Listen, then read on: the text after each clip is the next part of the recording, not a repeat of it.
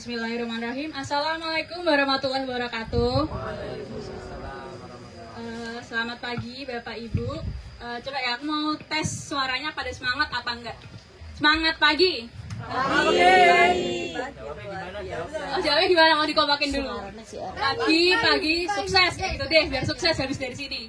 Semangat pagi. Pagi, sukses. Alhamdulillah. Oke, yang pertama-tama yang terhormat Mas Kafid selaku owner dan pemateri pada pelatihan dari hidroponik agrofarm kali ini, serta terhormat Bapak Ibu peserta pelatihan dasar hidroponik dan teman-teman magang yang saya cintai. Pertama-tama marilah kita panjatkan puji dan syukur kehadirat Allah Subhanahu wa taala karena atas rahmat dan kelimpahannya kita bisa hadir pada pagi hari ini dengan kondisi yang sehat walafiat. Sebelum memulai acara, alangkah baiknya kita berdoa menurut kepercayaan masing-masing. Berdoa dimulai.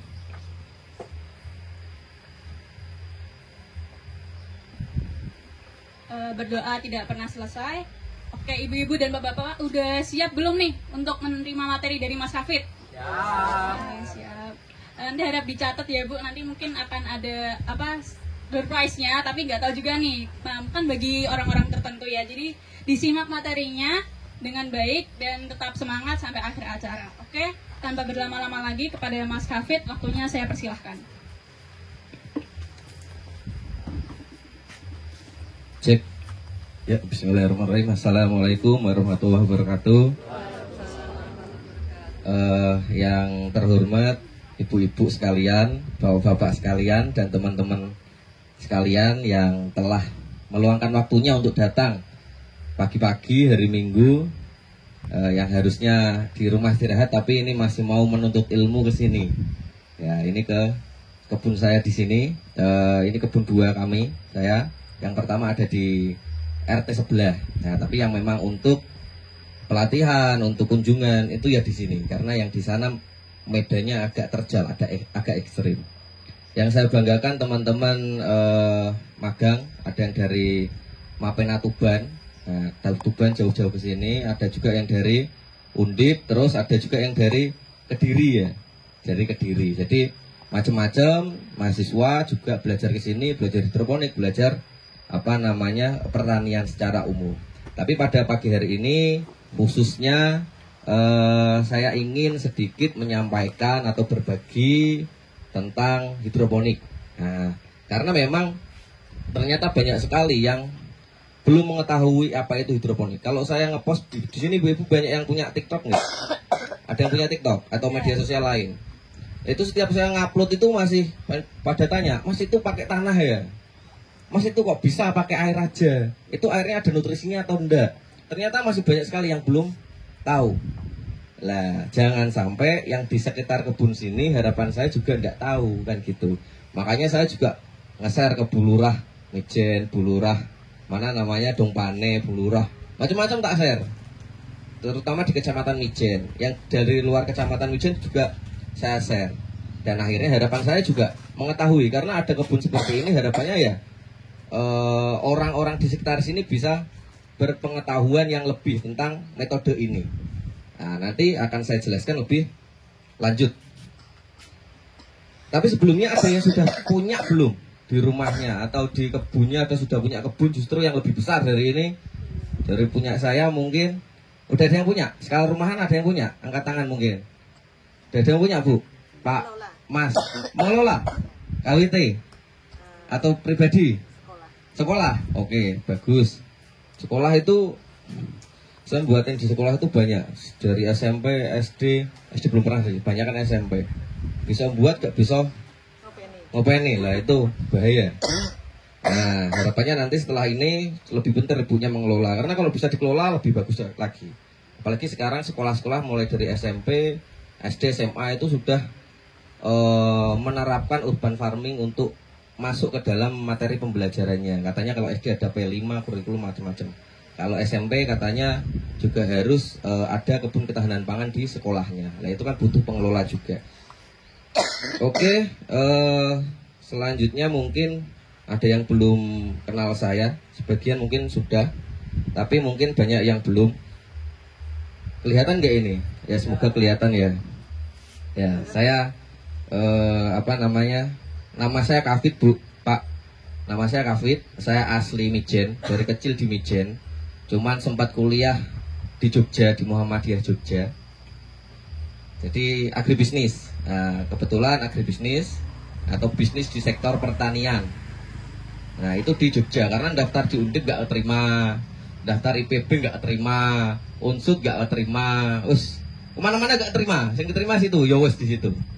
Nah, jadi alhamdulillah lulus pas 4 tahun, akhirnya kerja setahun, akhirnya membuka bisnis ini. Jadi nggak setelah lulus langsung kerja, langsung bisnis ini enggak. Tapi sempat kerja, ikut komunitas, macam-macam setahun, baru buka bisnis seperti ini. Jadi bisnis ini sudah ada sejak 2019 akhir.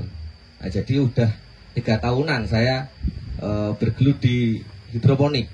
Mulai dari dulu di atas rumah, terus atas rumah full, pindah ke kebun yang satu, di sana full, pindah punya ada lahan di sini, pindah di sini, sampai di sini juga hampir full seperti itu. Tapi ya nanti tidak tahu ke depannya gimana, atau mau nambah lagi atau udah cukup segini, nah itu nanti wallahu alam. Nah, tapi saya belajar hidroponik atau bertani hidroponik itu sejak 2014, sejak kuliah semester 1. Jadi di depan kontrakan saya itu saya ngontrak. Kebetulan saya tidak pernah ngekos tapi ngontrak. Dari semester 1, dari maba itu udah ngontrak. Sudah main hidroponik. Jadi dulu belum semarak sekarang YouTube, TikTok, Instagram, belum ada tutorial, belum banyak. Tapi yang dulu saya cermati konsep hidroponik itu mudah. Pokoknya tanaman, medianya diganti air, airnya ada pupuk, akarnya kena air. Udah selesai. Itu hidroponik. Mau pakai pralon, mau pakai botol, mau pakai bak, mau pakai apapun, konsepnya gitu aja. Air, ada nutrisinya, akar tanaman kena air, udah pasti tumbuh. Dulu juga gitu, pakai botol-botol bekas, tak potong, tak balik. Itu yang paling sederhana seperti itu. Cuman dulu bodohnya belum tak cat. Akhirnya banyak lumut, bersihnya malas, akhirnya tidak lanjut. Setelah lulus malah bisnis di hidroponik. Ini juga nggak terencana, mengalir saja. Cuman dari dulu saya mulai hidroponik tidak pernah lihat tutorial. Konsepnya gitu aja. Belajar dari kesalahan. Dulu 2019 awal di rumah itu saya pakai pralon langsung, tapi tak dempet-dempetin. Kalau ini kan ada jarak tanamnya. Dulu saya awal tuh tak dempet-dempetin, pokoknya satu meja mepet-mepet. Nah, setelah itu kok tanamannya agak nggak gemuk, kurang subur. Ternyata tanaman itu perlu jarak tanam. Jangan dikira terus lulusan pertanian terus dari lulus langsung bagus, ya enggak juga, ya bodoh juga. Saya wawancara herbisida untuk apa aja saya nggak ngerti. Wah, untuk apa ya Pak ya? Saya daftar di perusahaan pupuk pestisida, ditanya wawancara, Mas, herbisida untuk apa? Waduh, untuk apa ya Pak ya? Saya nggak tahu Pak. Lulusan pertanian, ya memang seperti itu, cerminannya seperti itu. Makanya kulino di pertanian akhirnya bisa sampai seperti ini. Nah, itulah saya. Nah, ini termasuk Duta Petani Milenial Kementerian Pertanian juga alhamdulillah masuk. Cuman ya itu program-program menteri aja, nanti pindah menteri ya pindah program lagi. Saya nggak begitu menggubris tentang itu. Masuk ya alhamdulillah, enggak ya enggak apa-apa karena enggak ada apa-apanya. Maksudnya enggak ada terus reward atau pendampingan khusus atau apa, enggak. Hanya sebatas titel aja. Cuman perlu saya sampaikan. Ada SK-nya, ada SK-nya. Nah, kita mulai masuk materi. Sampai sini ada yang mau tanya dulu enggak? Enggak ada ya? Enggak ada, oke. Ini di sini Pak, non formal saja. Maksudnya jenengan mau di situ saya sediakan minum, ada juga jambu, itu juga hasil panen kebunnya Simbah. Jus ini juga Simbah, daripada jual kemana-mana, pokoknya ini ada pelatihan, Mbah pesen 50 botol, tak sediain botolnya nanti dibuat jus. Ada juga rambutannya udah dibawa ke depan, pokoknya kalau ngelak yo ambil sendiri, kalau mau ke WC-nya di situ, kalau mau jambu ambil sendiri, mau rambutan ambil sendiri. Jadi santai aja. Tidak seperti pelatihan di kelurahan atau di kecamatan. Pokoknya santai aja. Ada janjian mau tiba-tiba pamit, ya pamit aja, tidak apa-apa. Maksudnya santai aja, santai. Tidak usah terlalu sepanang ya. Tiba-tiba di tengah ada muncul pertanyaan, langsung angkat tangan aja. Daripada lali kan gitu, Jadi santai. Di sini santai. nggak sepakat sama saya langsung interupsi mas, nggak gitu. Terus nggak apa-apa, santai aja.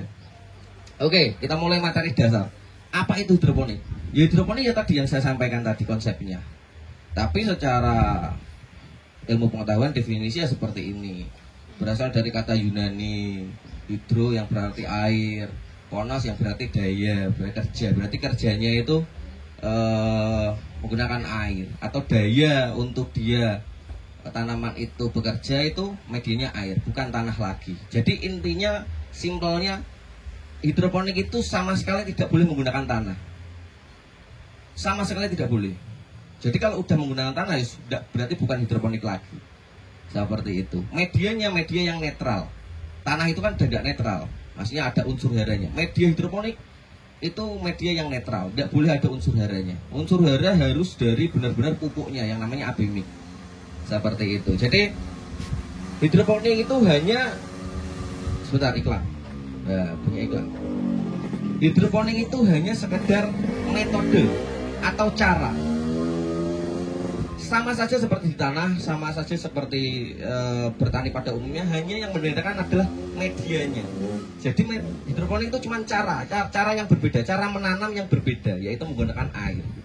Itu konsep awal yang ibu-ibu, bapak-bapak, teman-teman harus yakini kalau mau memulai hidroponik. Jadi karena banyak yang bagus hidroponik daripada di tanah, bagus di tanah itu nggak usah diperdebatkan, itu hanya beda cara aja. Kayak kita mau ke masjid, jalan kaki, naik motor, naik mobil, naik sepeda, ya terserah senangannya yang mana. Jadi jangan sampai di sini ada yang masih berpikiran hidroponik pakai kimia, tanah lebih sehat. Itu udah perdebatan 2010. Ini udah 2023. Saya harap sudah tidak ada stigma seperti itu lagi. Jadi ketika ada forum-forum yang memperdebatkan itu, diem aja. Karena ya memang semua baik, cuman beda cara aja. Nah itu prinsip awal yang mau saya sampaikan di sini, bahwa hidroponik itu hanya cara. Lebih baik atau enggak itu tergantung yang menjalankan. Bisa lebih baik, bisa lebih buruk, tergantung. Terus kenapa tuh yang hidroponik lebih mahal daripada yang biasa? Kata siapa? Saya pernah masuk ke swalayan. Ya. Hidroponik beda harganya dibanding dengan pasaran. Oke. Terus ada yang menjelaskan karena ini hidroponik. Nah, gitu. itu jawaban gampangnya. Sekarang tolong dijelaskan Oke. biar nggak salah paham. Sayur konvensional yang sama-sama di tanah, yang dijual di supermarket sama dijual di pasar, mahal mana? Supermarket. Jadi yang membedakan itu bukan hidroponik atau dijual di mana. Saat ini selada saya jual dengan harga 20.000 per kilo. Coba cek di pasar, sekarang murah sekali selada. Berarti hidroponik lebih apa? Lebih mahal. Tapi kemarin November Desember hidroponik itu di pasar 50.000, di pasar itu konvensional itu 50-50.000 per kilo. Saya jual mentok 25.000 per kilo. Lebih mahal apa lebih murah hidroponik?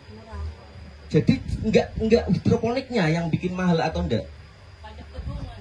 Ya faktor lain. Tergantung produksi. Tergantung petaninya, tergantung yang jual. Nah, kalau saya prinsipnya saya nggak akan menaikkan harga ke konsumen yang mencekik, tapi juga saya nggak mau menurunkan yang bikin saya rugi. Makanya kalau pas saat seperti ini ya 20. Nanti kalau pas anjlok banget tak turunin mentok 18. Konsumen saya nggak mau 18, ambil yang lain. Resto nggak mau ambil saya, nggak apa-apa, tak cari yang lain. Tapi jangan sampai ketika besok selada langka merengek-rengek minta ambil di sini. Jadi seperti itu. Makanya resto saya walaupun harga di pasar itu anjlok, tetap mau diambil saya 20.000. Karena dia sadar ketika nanti selada itu langka, di konvensional nggak ada, harganya 40.000, saya jual tetap 25. Murah sekali, kan gitu. Jadi murah tingginya harga hidroponik atau konvensional itu bukan metodenya, tapi banyak faktor yang jual, tengkulaknya, pasarnya, macam-macam Bu. Jadi kalau di supermarket memang stigma itu yang sekarang masih melekat. Jadi yang paling bawah konvensional, lalu hidroponik, nanti lebih mahal lagi organik, macam-macam. Jadi tergantung jenengan beli di mana. Kalau beli di sini sekarang ya lebih murah. Saya jual sawi bakso hidroponik itu itu satu untek ya 5.000, 6.000 tak jual di apa namanya tukang nasi goreng. Apa untung? Mas ya untung, kalau enggak untung enggak tak jual kan gitu. Ya untung-untung aja. Karena stigma sekarang itu masih hidroponik mahal. Wes biaya inputnya mahal. Nah itu nanti tak jelaskan di selanjutnya. Makanya harus jual mahal. Enggak juga. Nanti tak jelaskan. Itu ya Bu ya. Mungkin kalau panas bisa pindah atau kursinya dipindah. Terserah pokoknya, cari yang paling enjoy. Ya. Next. Nah, depan enggak apa-apa, yang dekat kipas. Mohon maaf karena tempatnya masih terbatas.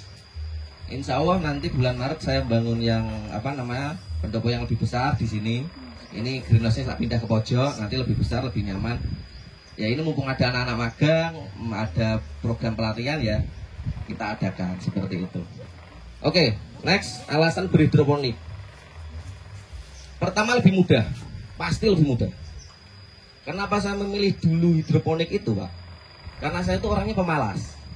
Bangun siang, males mupuk, males nyabutin gulma, apalagi males nyangkul. Kalau nggak nyangkul ya males nanam di apa, madai di polybag. Nanti kalau udah selesai harus diolah lagi tanahnya, kasih pupuk dasar, kasih dolomit biar pH-nya ribet males.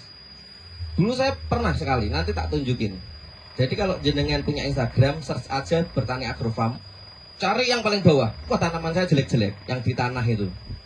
Akhirnya saya kepikiran saya kan males nyiram, saya pakai hidroponik aja. Sekali coba langsung bagus. Walaupun tadi paralelnya mepet-mepet.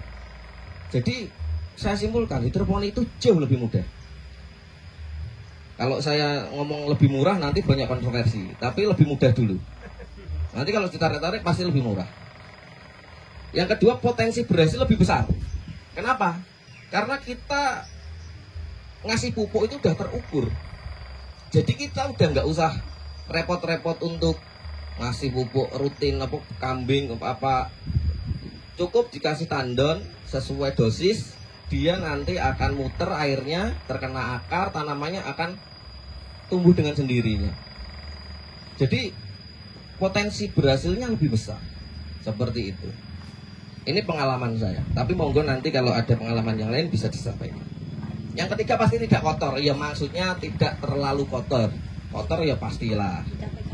Tapi tidak terlalu kotor. Karena ya memang kita jauh dari, ya tidak jauh dari tanah. Maksudnya ya enggak banyak step di tanah yang kita bisa lompati. Kayak nyiangi, kayak apa namanya, dangir itu tadi, macul untuk membalik tanah dan macam-macam. Itu kita lewatin, tidak ada step seperti itu. Ya tadi tidak menggunakan tanah, dapat menanam di berbagai tempat. Ya ini tanda kutip ya. Yang penting terkena sinar matahari. Berarti di sini bisa Mas? Tidak bisa. Di sini tidak kena sinar matahari, tidak akan optimal. Yang penting kena sinar matahari, mau dimanapun bisa hidroponik. Di atap gedung bisa, di dalam gedung bisa sekarang ada lampu UV. Jadi kalau terlalu panas ya apa ya? Apa? Kalau terlalu panas apa ya?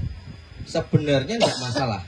Sepanas apa, makanya ada yang tanya, Mas saya di pesisir gimana? Ya enggak apa-apa, bisa. Yang penting itu bukan sinarnya, tapi tandonnya harus tetap dingin. Airnya itu loh yang ditandon, yang sirkulasi itu enggak boleh panas, hangat aja enggak boleh. Harus dingin. Makanya dulu guyonannya di grup hidroponik itu kayak es batu itu kan gitu. Ya memang enggak apa-apa, bisa. Yang penting dingin. Karena apa? Ini teorinya gini.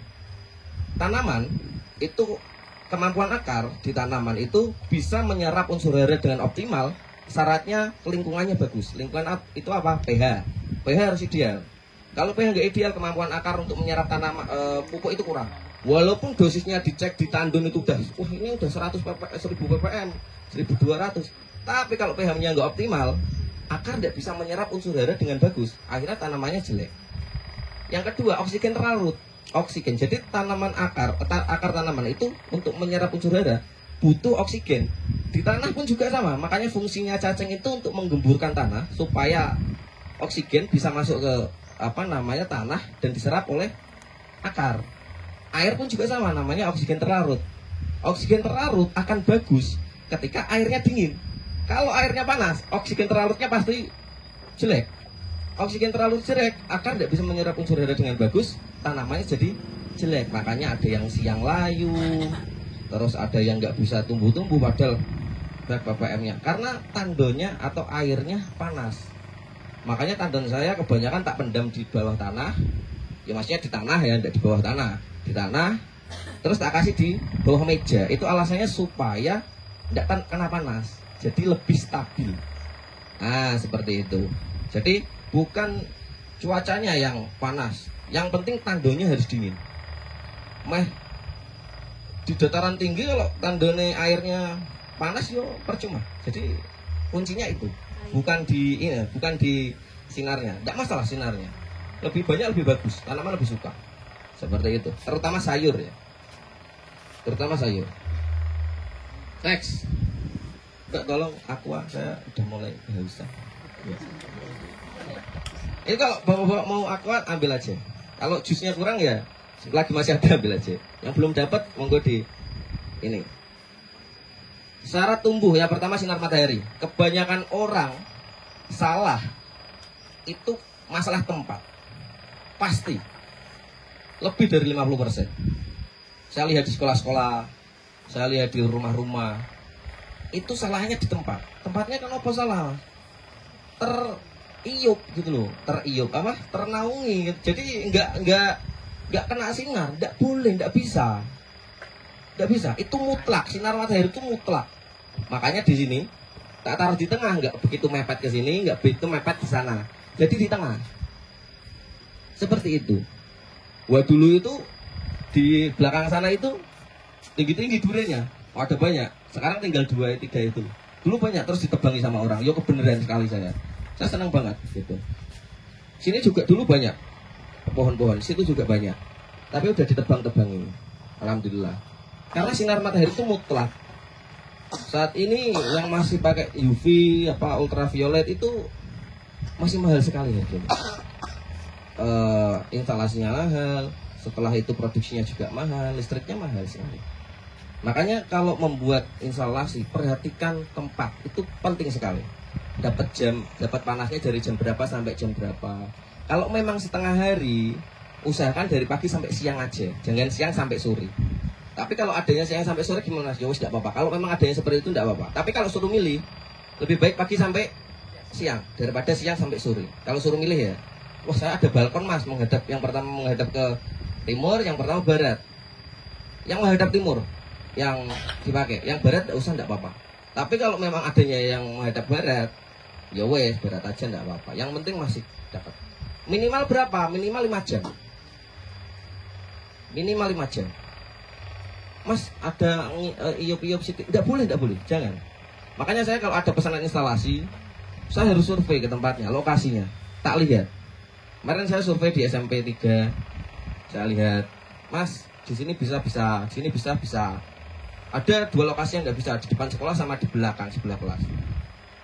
Kalau saya mengincar profit, kok tak bisa ke KB, lebih banyak pesennya. Tapi kan nggak seperti itu. Nanti kita tanggung jawab untuk keberlangsungan. Mas, nggak optimal gimana? Wah, sinarnya kurang. Lah, gak ngomong kayak gini kan gitu. Nanti saya yang kena. Saya lebih baik ngomong di awal. Saya kalau survei ada orang pesen, bener-bener pesen, tak kasih tahu resikonya. Pak, ini di sini nggak bisa. Nggak bisanya tuh nggak bisa optimal ya. Dibuat yo iso-iso wae, tapi tumbuhnya nggak bisa optimal. Nanti saya nggak bisa tanggung jawab kalau memang ini kerdil, ini kurang hijau, ini kurang bagus. Saya nggak bisa tanggung. Wes puas nggak apa-apa gaweke, tak gaweke nggak apa-apa. Sementing udah tak sampaikan itu. Nah makanya kalau ibu-ibu bapak mau mas-mas mau buat, pokoknya panas. Itu wis mutlak. Sistem instalasi ada banyak, ada yang menggunakan pralon seperti ini, ada yang sederhana menggunakan baki yang di bawah, ada yang menggunakan botol, ada yang menggunakan guli memang khusus untuk hidroponik namanya guli trapesium, yang kotak yang bisa dibuka itu bagus sekali tapi mahal. Ada yang menggunakan box-box biasanya untuk menanam sayur buah atau buah. Nah seperti itu, jadi banyak sekali jenisnya, instalasinya juga banyak. Ada NFT, DFT, macam-macam. Itu nanti bisa dicari sendiri lah model-model instalasi. Tapi kalau untuk awal, untuk rumahan, saya rekomendasi menggunakan pralon yang sistemnya DFT. Jadi nggak miring, lurus. Jadi masih ada genangan air. Takutnya kalau mati lampu. Kalau NFT miring seperti ini mati lampu gak ada genset. Ya wassalamualaikum warahmatullahi wabarakatuh. Jadi DFT saja seperti itu. Nanti untuk sistem instalasi macam-macam itu bisa dipelajari. Sekarang banyak di Google macam-macam. Ini saya menyikat waktu saja karena nanti pasti banyak diskusi yang lebih menarik daripada kita membicarakan sistem. Kalau saya menggunakan sistem NFT atau air tipis mengalir sampai habis. Jadi kalau mati lampu ya udah tidak ada sisa genangan air di dalam peralon. Makanya peralon saya miring-miring seperti itu. Mayoritas industri hidroponik yang besar-besar pasti menggunakan seperti ini. Terus sebelum ada yang tanya, Mas kok nggak ditumbuk? Nggak bisa ditumbuk karena sinar matahari tadi. Ingat ya toh? Banyak di TikTok, Mas ditumbuk 3 kan lebih produksinya. Nah, yang paling ngisor nggak bisa kan gitu. Wes di belahan dunia manapun kebun hidroponik yang besar-besar tidak ada yang ditumbuk pasti, kecuali dia sudah menyediakan lampu pengganti sinar matahari.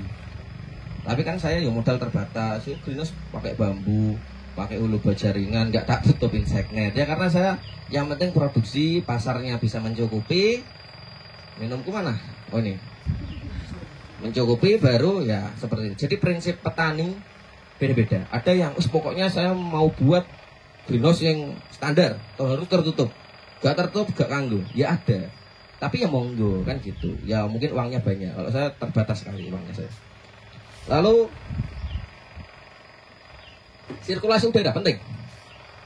Mas, jarak antara UV sama instalasi itu berapa standarnya? Kalau terbuka seperti saya ini nggak ada standar.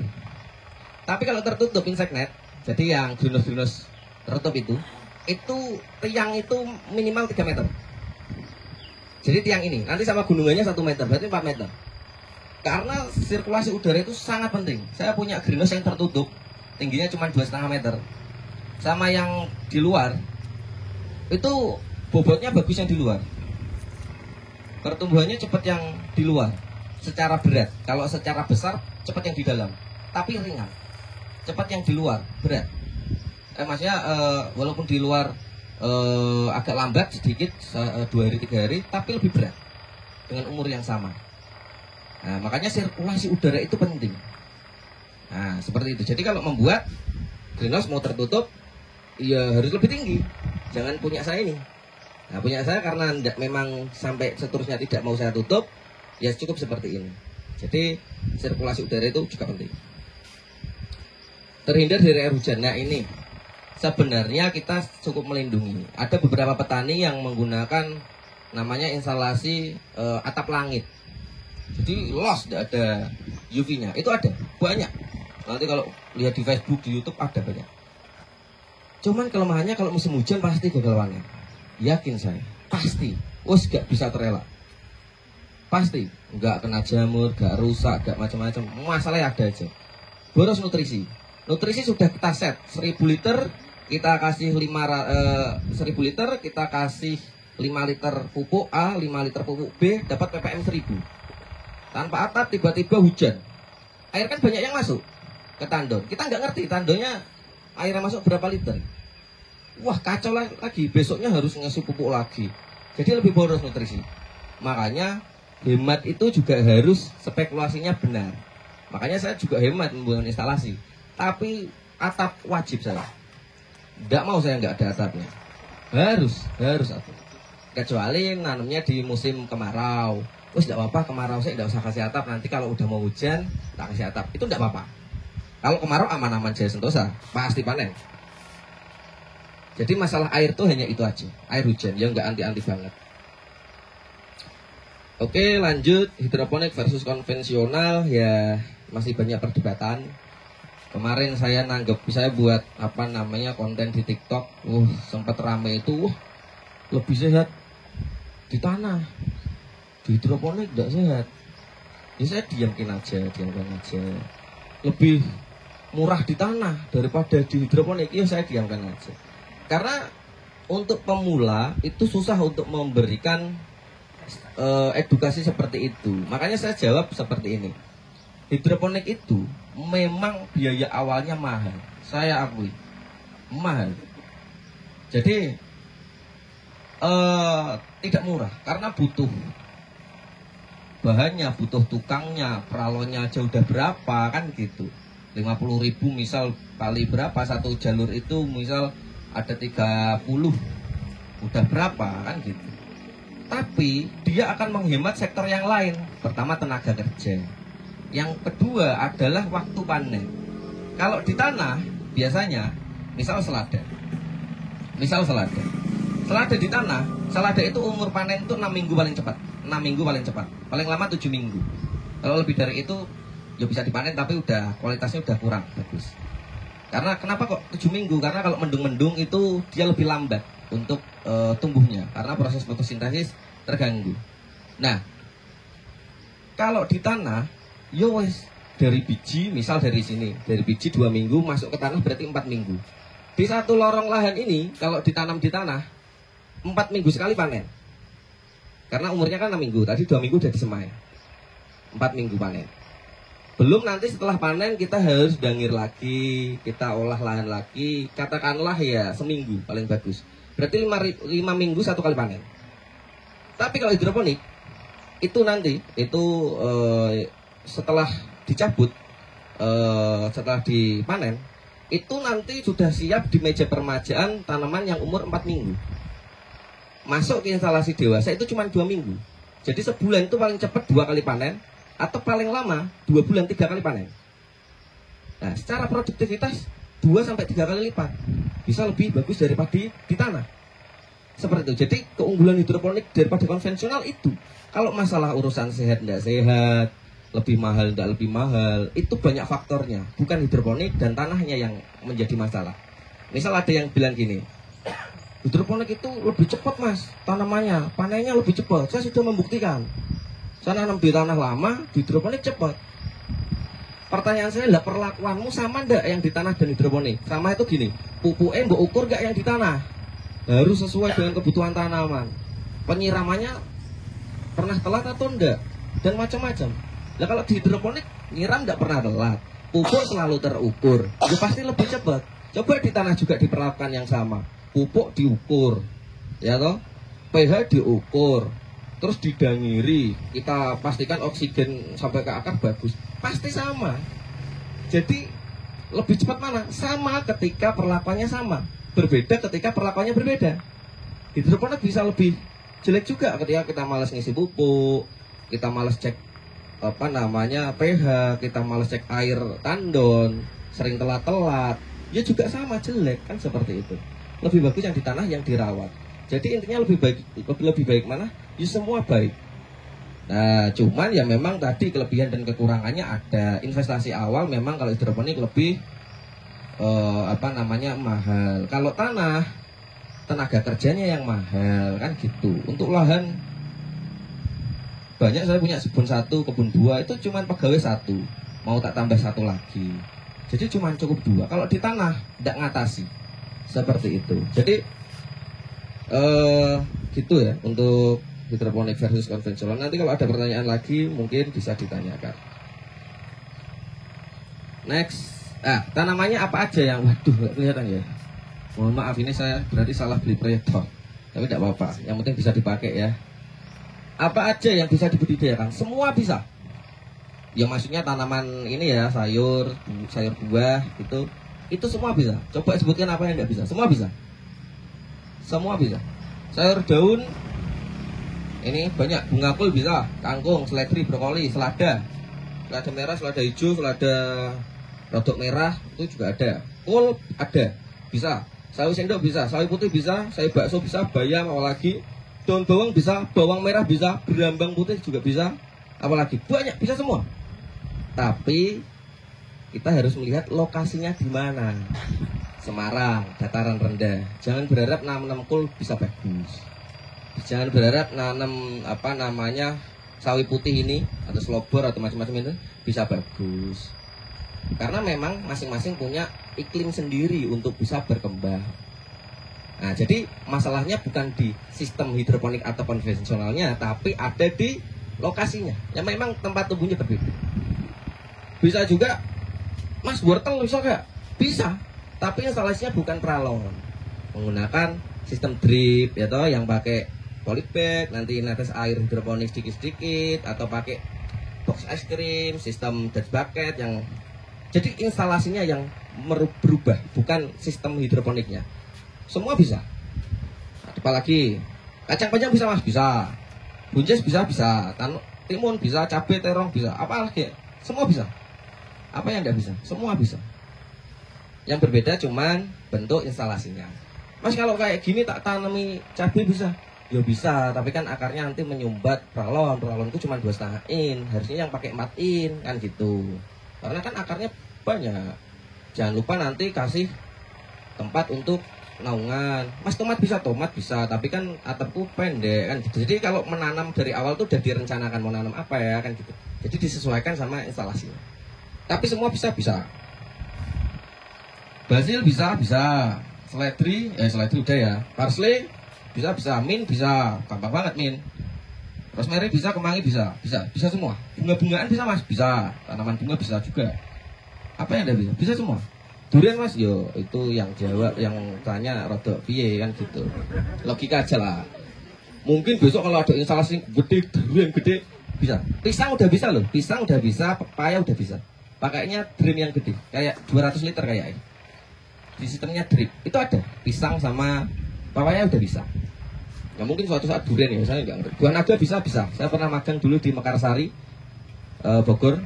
Itu nanam buah naga itu pakai tong yang minyak itu dipotong sebelah, terus media tanamin pakai sekam bakar bekas hidroponiknya melon, jadi ada limbah media tanamnya, ditanam, dikasih cagak, ditanami buah naga, tumbuh bagus, buah banyak, jadi bisa semua. Apa yang nggak bisa? Cuman ilmu kita yang nggak bisa, kurang. Semangka bisa mas, paprika bisa, tapi kalau di Semarang jangan harap nanti bentuknya sempurna. Nah, kalau mau ya ke Bandungan, Sumowono itu bisa. Kemarin teman saya buatin greenhouse paprika di daerah sana. Kalau ada sampai investor berani buat kebun paprika di Semarang, wah kekandelan gitu. Buang-buang uang. Karena bisa tumbuh bisa berbuah bisa, tapi tidak optimal, meletot, macam-macam. Tomat bisa, okra, melon bisa. Alat apa aja yang dibutuhkan? Ini tak screenshotin dari Tokopedia. Jadi yang bilang mahal-mahal nanti kita berdebat. Alatnya TDS meter, ini hanya 30.000. Hanya 30.000. Beli 2 60.000 gratis ongkir. Karena gratis ongkir di Tokopedia itu minimal 50.000. Nah, murah sekali. Ya memang yang mahal ada, sampai jutaan juga ada. Tapi kan kalau untuk kita pemula, saya aja mas pakai yang ini. Lah mas nanti kalibrasinya nggak bisa dikalibrasi, ya tuku meneh. Nah, tolong klewu tok. Makanya kalau saya beli rada akeh. Jadi rusak ganti. Ya tolong klewu. Kan gitu. Kalau yo mending beli yang 600.000. Wah, saya bisa beli 20 kali berarti. Kalau yang kayak gini. Iso tak dol meneh untuk bati, tak dol 50.000 bati 20.000 kan gitu. Alat ukur lagi ada pH meter. Nah, tadi TDS ya. TDS itu untuk mengukur kelarutan pupuk di dalam air. Makanya satuannya ppm atau part per million. Nah, itu ppm itu singkatannya part atau bagian per sejuta di dalam air. Jadi untuk mengukur kerapatan unsur atau zat di dalam air. Zatnya apa kita nggak ngerti. Makanya suatu saat kalau punya TDS ini, coba kalau punya aqua di rumah atau le mineral atau apapun dicek, pasti 100, 150. Wah, berarti jelek mas. Ya enggak juga. Itu alat itu cuma bisa ngecek kelarutannya, kepadatannya, unsurnya apa kita nggak ngerti. Yang paling bagus apa? Air tetesan AC. Itu pasti di bawah 30. Tapi diminum kolura. Ada milih 100 kan gitu. Atau air RO. Kalau ada diisi ulang biasanya ada RO yang udah disuling itu pasti di bawah 10. Mentok 10. Nah, tapi apakah lebih bagus dari aqua yo atau le mineral atau air yoda juga? Alatnya cuma bisa mengukur kerapatannya. Gitu. Kalau untuk hidroponik semakin mendekati 0 semakin bagus. Air hujan itu juga bagus. Nah, air hujan itu kebanyakan di bawah 100. Nah, makanya ada teman saya, ini cerita teman saya di Demak, itu dia lebih awal dari saya untuk hidroponiknya. Cuman lebih maju saya. Kenapa? Karena dia bisa nanam kalau musim hujan. Dia itu ada di pesisir, airnya itu payau.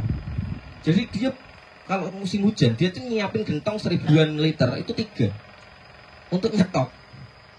Untuk nyetok air untuk hidroponiknya. Karena kalau dia pakai sumur atau air pumpnya dia itu tidak bisa.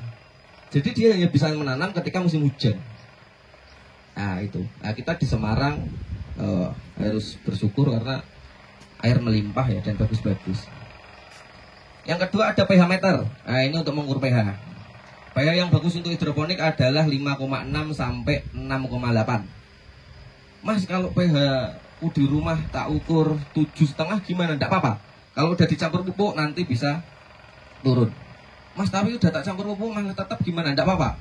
Nanti pakai yang namanya pH down atau pakai air aki biasanya bisa. Nah kan gitu. Jadi tidak usah terlalu pusing sama pH. Saya tidak pernah ukur pH di kebun. Ya saya tidak pernah. Tanya anak magang. Aku nggak punya alat pH meter. Ya ada, cuman tak sembunyikan. Tak gunakannya kapan? Kalau ada masalah di tanaman. Tuh kok tanamanku ppm-nya oke, airnya udah airnya lancar, airnya dingin kok masih masalah.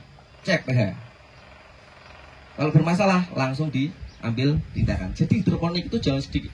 Kalau saya ya, ini kalau saya bagusnya ya setiap hari cek ppm, cek pH. Kalau saya tapi karena keterbatasan sumber daya dan macam-macam, saya persingkat seperti itu. Jadi dari awal saya hidroponik saya nggak pernah pusing masalah itu. Wes pokoknya cek ppm ya setelah nambah air baru tak cek ppm udah sesuai, tak tunggu lagi sampai airnya surut, nanti tambah air baru cek tambah pupuk cek ppm lagi, pH pun juga sama. Kalau ada masalah baru tak cek. Seperti itu. Jadi ini juga nanti tak upload di YouTube. Netizen jangan menghujat ya. Karena memang setiap petani punya cara kerjanya masing-masing. Saya juga nggak menghujat yang setiap hari pagi, siang, sore cek ppm, cek pH, tidak apa-apa, terserah. Masing-masing kapasitas pikirannya berbeda. Saya tidak kuat. Gitu. Jadi yang penting panen, tiap hari panen. Gitu. Yang penting tanamannya bagus, seperti itu. Oke, pH meter. Ah kalau ini termometer untuk apa namanya air, tapi saya tidak ada. Tapi kalau jenengan mau beli ya tidak apa-apa, murah. Netpot murah sekali. Tapi saya tidak pakai netpot. Nah karena tadi saya pemalas basicnya. Jadi kalau netpot habis panen itu kan dicuci, sikat, atau jemur, nanti pakai lagi. Waduh, itu agak melelahkan untuk saya. Jadi saya milih tidak usah pakai netpot. Hasilnya juga sama bagus. Nah, cuman kelemahannya gampang ambruk kalau anginnya besar. Ambruk atau udah waktunya panen tidak dipanen-panen ambruk kan gitu. Jadi ada kelebihan ada kekurangannya. Untuk masalah harga murah sekali. 200 rupiah. Nah, sudah terjual 50.000. Gelas ukur. Ah, harus punya. Kan ngisi pupuk itu diukur. Jadi jangan ngandelin ini kira-kira. Harus punya gelas ukur, murah, saya hanya 11.000. Nah, tuh, beli. Sprayer ya, sprayer untuk nanti nyemprot sepas semai atau macam-macam lah. Tapi yang paling pokok adalah TDS meter, itu wajib punya. Yang lain sunnah. Nah, sama ini, sama gelas ukur. Media tanam. Ah, yang pertama ada rock wool. Nih rock wool.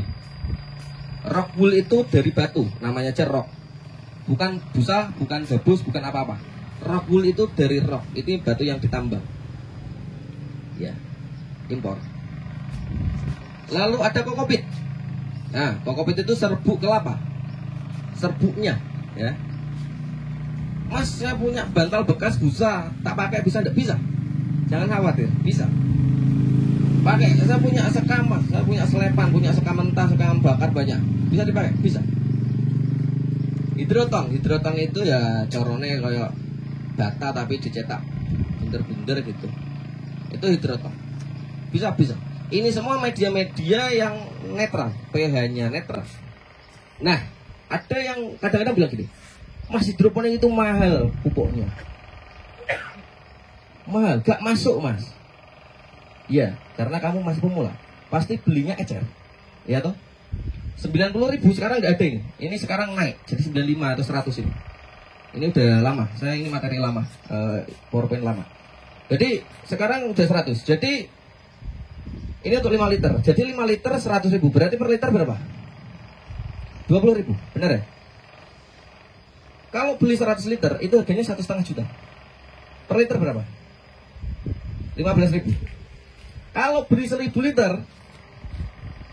itu harganya 12 sampai 13 juta. Berarti per liter berapa?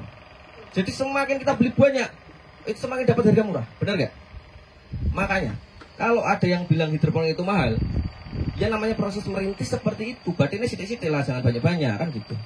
Karena beli ininya juga, ini juga harga lama. Sekarang sekitar 65.000. Tapi kalau beli 1 meter, 1 slab itu 1 meter. Kalau beli 1 bal, satu bal itu ada 16 meter. 6 meter, karena 6. Itu ya lebih murah lagi. Kalau beli 10 bal, kalau beli 100 bal, sama. Beli benih. Kalau beli cuma 1 gram, benih saya selada itu 1 gram, itu harganya 60.000. Saya beli biasanya per 5 gram. 5 gram itu sekitar 220.000. Ah, sudah hemat gitu. Tapi teman saya kemarin ya, saya main ke kebun teman saya, dia beli langsung setengah kilo, 20 juta. Untuk benih tok selada tok, 20 juta. Karena dia mengejar produksi yang lebih HPP yang lebih rendah, ya beli yang grosir gitu. Kalau untuk awal-awal pasti mahal, karena belinya ecer, kan gitu. Jadi apakah hidroponik mahal atau enggak tergantung kita. Kalau di kebun saya, per bulan itu 200 liter.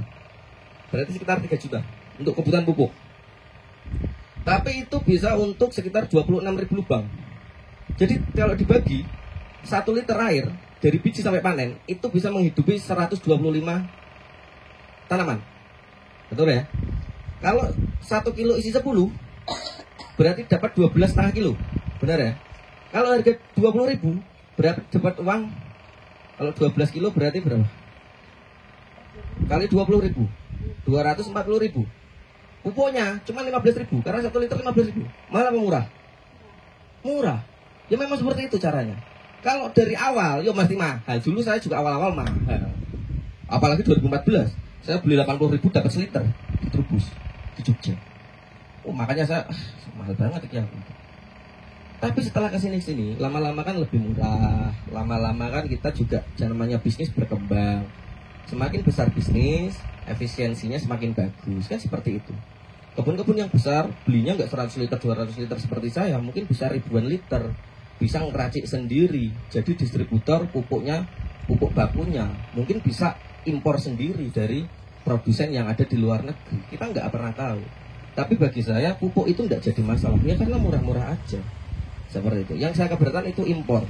Karena sampai sekarang belum bisa produksi dalam negeri. Mau itu NPK, apa-apa itu banyak, ininya impor semua. Setahu saya, tapi kalau nanti ada yang lebih tahu ya ini lebih bagus. Mas pakai pestisida enggak? Pakai.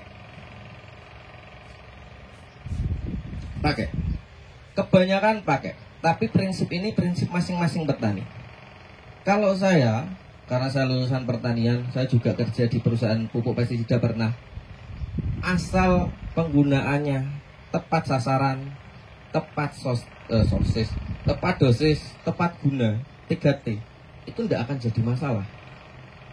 Tapi untuk saya, untuk pencegahan, saya menggunakan pupuk racikan temen yang diklaim nabati karena dari tumbuh-tumbuhan saya beli. Tapi kalau sudah parah banget, saya pasti pakai kimia, pasti. Saya tidak terus menghindari, enggak, pasti semprot. Saya 3 hari sekali semprot. Saya ada sprayer, saya semprot 3 hari sekali setiap pagi. Tapi kalau untuk pencegahan menggunakan nabati, kalau untuk udah terkena banget, ya menggunakan kimia. Itu tidak masalah, yang penting 3T, tepat guna, tepat dosis, tepat sasaran. Kalau sasarannya ulat, ya pakai pestisida yang pakai ulat, untuk ulat. Kalau serangganya ya pestisidanya harus tepat. Lah itu butuh nulis lagi, butuh pembelajaran lagi. Suatu saat tak ada pelatihannya, tapi bukan saya yang materi. yang lebih expert di perpestisidaan. Next, oke. Ini maaf tidak ada praktek, tapi saya simulasikan. Oh ya, ini semaian saya apa namanya ini? Kangkung. Ini bukan cambah ya, ini cambah kangkung. Ini usia 3 hari ya? 3 hari apa 4 hari? 4 hari. Nah, jadi 4 hari itu udah seperti ini. Kenapa nggak pakai rock wool? Wah, kalau rock wool tuh sedikit. Nah, next. Tadi medianya pakai kokopit. Pakai apa namanya? Rock wool. Rock wool itu lebarnya segini, panjangnya 1 meter. Jadi yo segini, tapi 1 meter. Kalau untuk pemula rumahan tebal segini, ini 2 cm 3 cm. Nah, 2 cm 3 cm. Tapi kalau untuk saya, karena sudah produksi, setipis mungkin. Nah, beda loh. Setipis mungkin, karena penghematan. Nah, jadi kalau untuk pemula jangan ditiru. Nah, kalau untuk pemula 2 cm 3 cm. Kalau tidak keberatan ya bisa dipakai penggaris. Jadi dipotong seperti ini, lalu tahap selanjutnya dipotong lagi seperti ini. Mas potongnya pakai apa? Paling enak pakai gerits besi. Paling enak, karena ada gerut-gerut. Nah, lalu dipotong lagi. Potongnya kalau saya, model saya ini masing-masing potongnya beda-beda. Kalau saya tidak sampai putus, jadi tidak sampai putus. Nah, jadi tidak sampai putus. Jadi sampai gini toh. Ini juga nggak sampai putus. Tujuannya apa? Biar enak kalau ambil tinggal gini. Kalau satu-satu kan ya susah kan gitu. Tujuannya itu aja. Setelah dipotong gini bisa jadi macam-macam. Ini jadi 18. Jadi ke samping 6, ke samping goresannya 5, tapi jadinya 6 kotak ini. Ke sini 2. Ya, ini 2. Nah, ini 2. Kelihatan ya? Jadi jadinya 18. Nah, kalau masnya, kalau saya karena udah industri penghematan, jadi 32, cili-cili gitu. Loh mas kok gitu kenapa? Media tanam untuk hidroponik itu sebenarnya nggak wajib. Kalau ibu-ibu, mas-mas, bapak-bapak bisa memastikan tanaman itu berdiri kokoh tanpa adanya media tanam apapun, jadi akar langsung nyentuh air, itu lebih bagus. Itu bisa, tidak masalah. Jadi media tanam fungsinya apa? Untuk biar dia itu berdiri kokoh aja.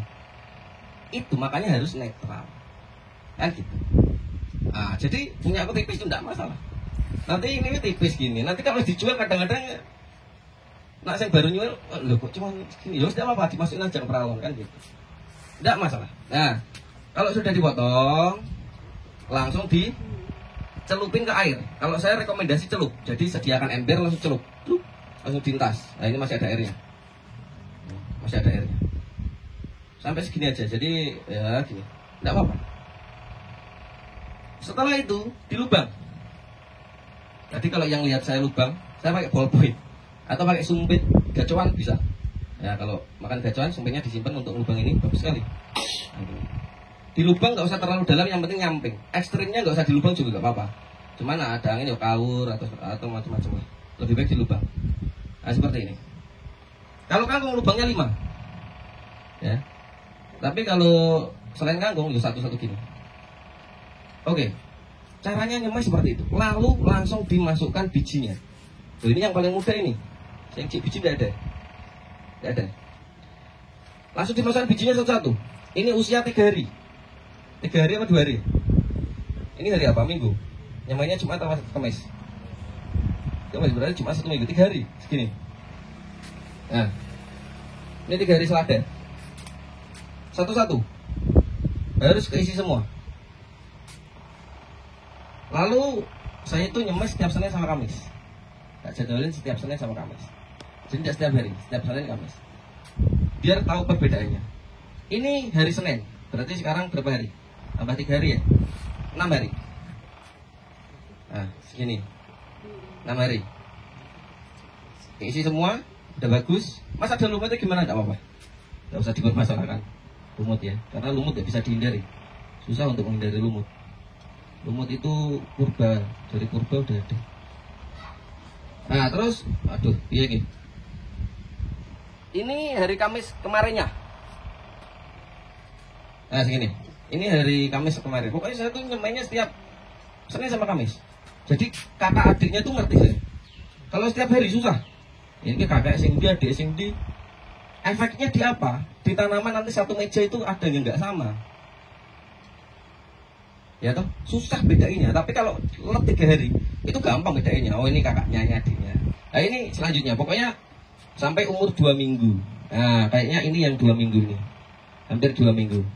Nah setelah seperti ini baru dipindah ke instalasi peremajaan. Nanti peremajaan ada di belakang sana, nanti tur diantar sama teman-teman magang. Instalasi peremajaan di sana, kalau semai ada di kebun satunya.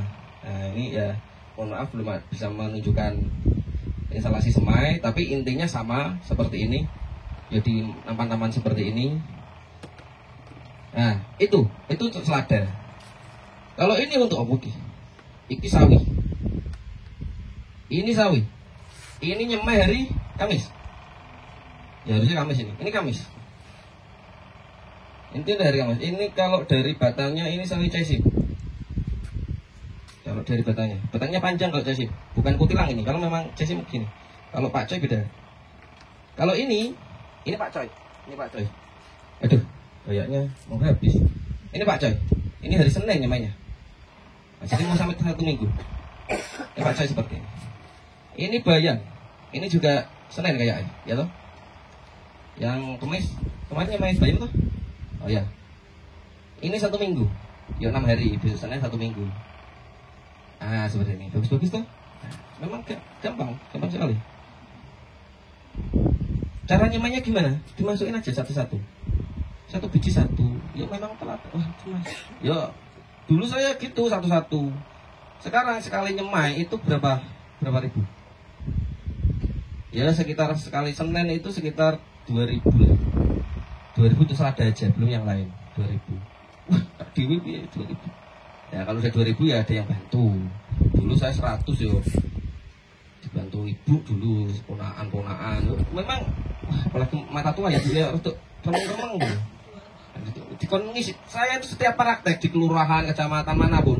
Nah tak suruh nyemai, Bu 1 ya Bu. Wah tibune 3 4 gitu. Mas, ya memang seperti itu. Nah jadi bisa dikondisikan. Kalau bayam gimana Mas? Masa 1 bayam itu kecil-kecil? Ya tuh, bayam itu kecil-kecil.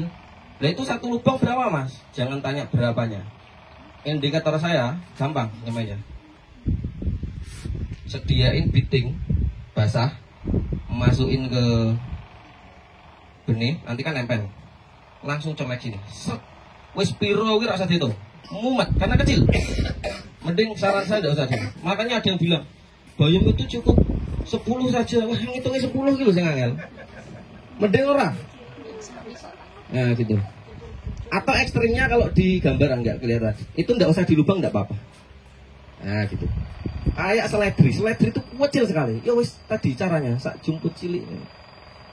Enggak usah dibuat pusing ya, maksudnya nanam itu santai aja lah, enggak usah dibuat terlalu gimana. Oke, cara merawatnya gimana Mas? Pertama rutin cek kondisi air. Hidroponik itu adalah bentar, ini masih enggak? Oh masih baterainya. Hidroponik adalah gimana kita bisa merawat air dengan bagus. Tanaman akan mengikuti. Ya tadi pH harus adem, ppm, ya toh. Itu nanti air mengikuti. Sayur mengikuti. Rutin cek kondisi tanaman dari serangan hama. Hama yang bisa dicek kelihatan mata dan gampang kita bisa usir. Itu yang pertama ulat. Jadi kita operasi, razia muter. Kalau ada kotoran ulatnya, ulat itu untung nggak cerdas. Kalau cerdas dia ngumpet aeknya. Tapi untung nggak cerdas. Jadi aeknya pasti kelihatan. Kalau kelihatan aeknya langsung dicari. Ketemu langsung pites. Nah gitu. Itu salahnya bukan salah ulatnya, salah kupu-kupunya. Salahnya ngedek nang kono kan gitu. Jadi jangan menyalahkan ulat. Ulat hanya dia tidak ngerti apa-apa. Dia tidak memilih. Yang milih sayurannya kan kupu-kupunya. Jadi kupu-kupu itu indah tapi jahat gitu. Nah, bekicot juga bisa kita razia. Jadi tiba-tiba, kok ini tanamanku keruak. Jangan langsung menyalahkan tikus. Wah, kasihan tikus, disalahkan terus. Bisa jadi bekicot. Bekicot itu juga lumayan. Pinter dia itu nyerangnya kalau malam mau subuh. Setelah itu udah, wah ngumpat di mana nggak ngerti. Saya juga rada kewalahan. Mes semprot apa begicot, ono main kan gitu. Jadi yo kalau nemu pas panen nemu langsung hancurkan, buang kemana kan gitu. Sebenarnya kalau bisa diolah jadi pupuk ya lebih bagus. Ada pupuk dari biji. Rutin cek volume air. Nah ini air itu lama-lama habis karena diserap tanaman, bapak-bapak itu mas-mas. Harus rutin dicek. Kalau malas ngecek air, tandonnya dikasih yang besar, jadi surutnya lama. Nah, tapi kalau tandonnya cili, wah itu bukan ulat selat, itu ulat rambutan, tidak apa-apa. Apa namanya kalau malas ngecek, jadi gini, perbandingan jumlah, jadi cara menentukan berapa liter kapasitas tandon itu adalah rumusnya 1 lubang tanam itu 1 liter. Jadi kalau kita punya 1000 lubang tanam itu ya idealnya 1000 liter. Wadah yang lebih mantap lagi 1:2. 1 lubang tanaman itu 2 liter. Berarti kalau mau nanam 1000 tanaman harus sedia tandon 2000 liter. Tapi saya pakai yang pertama aja karena bangun 2000 liter itu waduh kan gitu. Jadi saya pakai yang pertama 1 lubang 1 liter. Jadi kalau tanaman di sini ada 6.000, saya harus nyediain 6.000 liter. Jadi itu paling enggak kalau besar-besar seperti ini 3 hari sekali kita cek, nanti berkurang. Seperti itu. Gak apa-apa itu ulat rambutan. Lalu rutin semprot pestisida nabati, ya. Kalau mau pure organik ya bangun greenhouse yang tertutup, mesnya atau jaringnya yang memang rapat 50 mes. Dikasih 2 pintu. Jadi masuk pintu greenhouse pertama bersih-bersih, pakai jas macam-macam, baru masuk greenhouse. Makanya banyak greenhouse produksi yang skala industri itu tidak semua orang boleh masuk. Ya toh, cobalah ke hidroponik Agro Bandungan. Itu cuma 1 greenhouse yang disediakan untuk umum, yang lain enggak. Khusus pegawai atau tamu yang memang diizinkan untuk masuk, tidak semuanya. Itu pun pintunya ada 2. Jadi nggak langsung masuk langsung enggak. Greenhouse masuk, nanti masih di ruang kota untuk kita sterilisasi, masuk lagi. Kalau mau yang secure ya pakai seperti itu. Tapi saya yakin tetap akan terkena serangan hama dan jamur. Malah kalau udah terkena serangan hama susah karena hamanya di situ-situ terus. Jadi harus sterilisasi seluruhnya. Ya hama ini kan nggak ngerti. Tapi kalau terbuka kan iso ngumpet ngono ya. Semprot ngono cek ngumpet ngono kan nggak ngefek. Tapi ya memang nggak secerdas itu, jadi tenang. Kendala dalam berhidroponik, pertama panas. Panas itu kalau alirannya kita normal bisa air ikut panas. Input sering tersumbat. Jadi itu kan satu-satu ya saya, 1 jalur 1.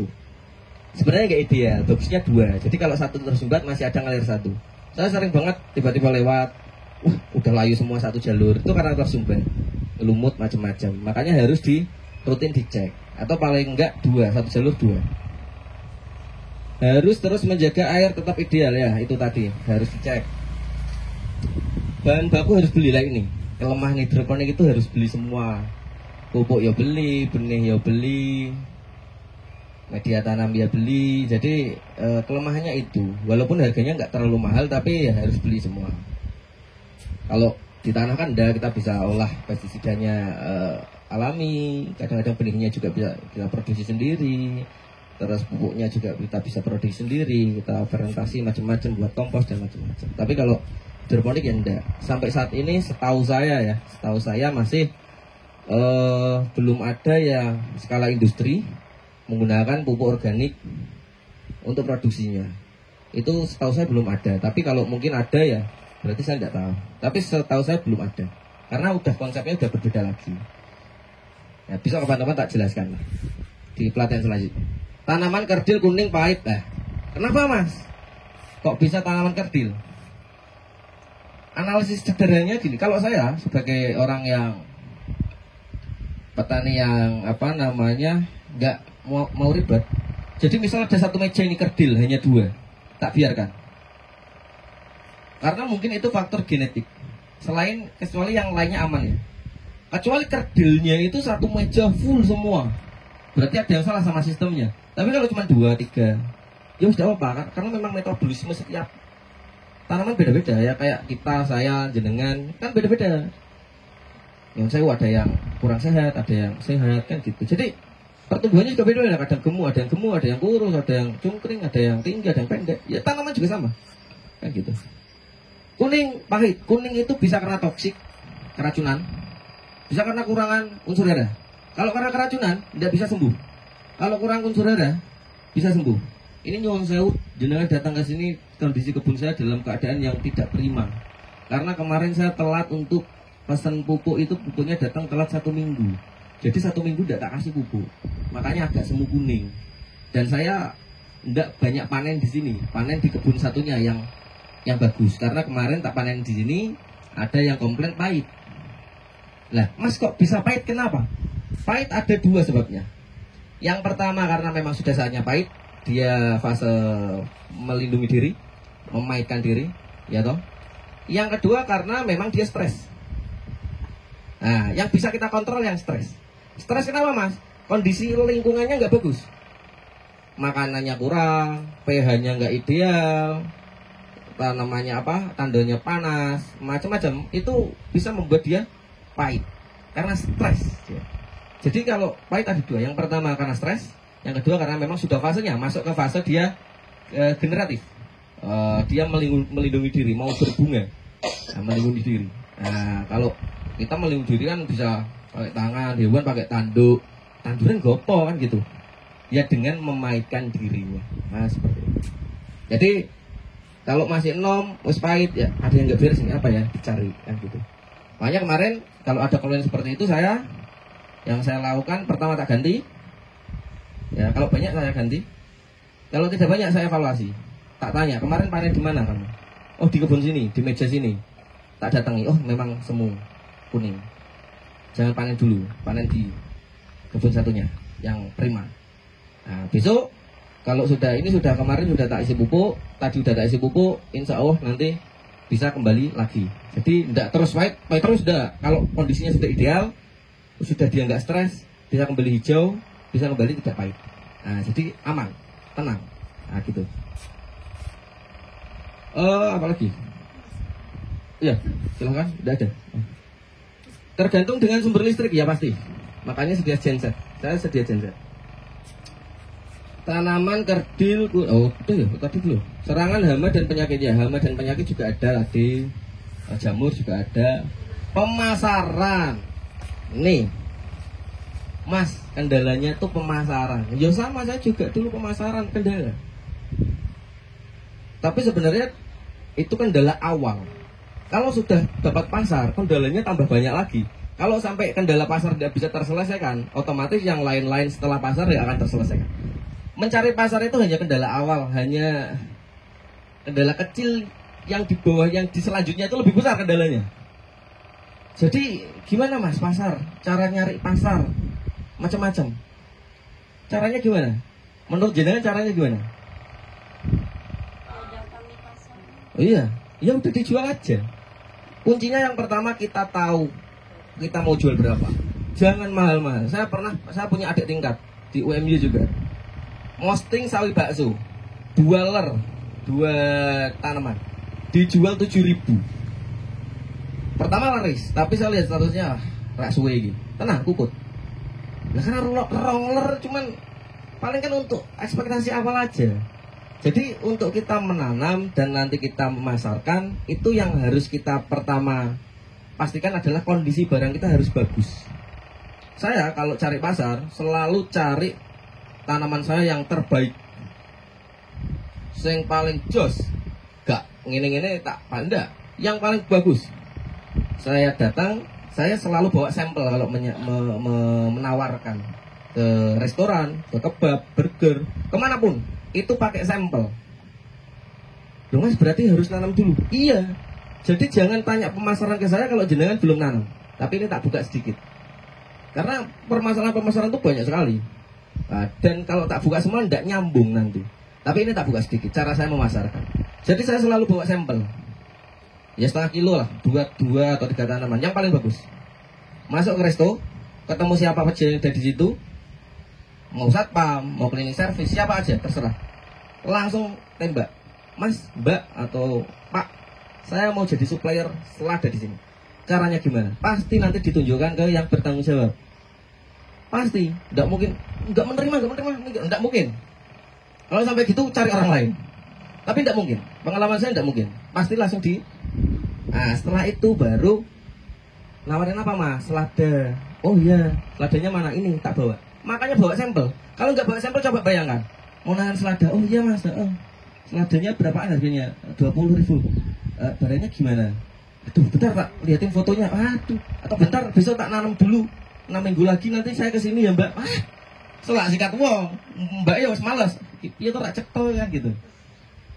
Jadi bawa sampel yang terbaik. Mbak seperti ini barangnya. Bagus ya Mas. Iya. Pernah saya tuh harga berapa Mas? Di resto, namanya Resto Pesta Kebun, daerah veteran. Saya awalnya izin kan gitu masuk ke resto gitu. Tapi ya akhirnya bisa aja, biasa aja ya bisa. Mas, Mbak, Bu, saya mau nawarin selada, saya produksi sendiri. Ya itu kuncinya. Itu saya produksi sendiri di daerah Mijen Semarang.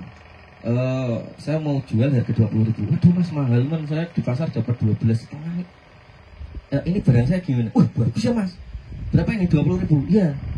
Bisa konsisten Mas? Bisa. Ya Mas besok kirim. Kuncinya apa? Bawa apa namanya? Sampel dan bisa konsisten.